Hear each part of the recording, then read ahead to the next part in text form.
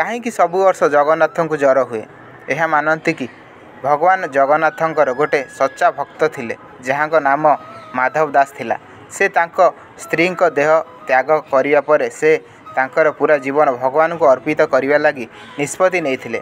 ଭଗବାନ ନିଜର ସଚ୍ଚୋଟ ଭକ୍ତକୁ ଦେଖି ବହୁତ ଖୁସି ହେଉଥିଲେ ଏବଂ ସେ ମାଧବ ଦାସଙ୍କୁ ପ୍ରାୟ ସମୟ ଦର୍ଶନ ବି ଦେଉଥିଲେ। କିନ୍ତୁ ଗୋଟେ ଦିନ ମାଧବ ଦାସ ଜ୍ୱରରେ ପଡ଼ିଗଲେ।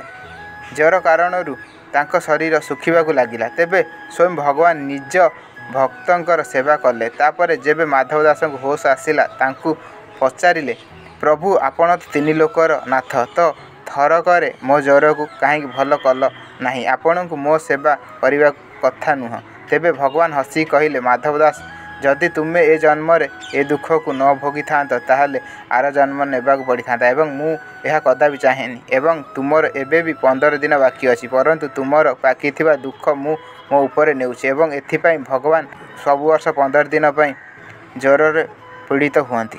ଜୟ ଜଗନ୍ନାଥ।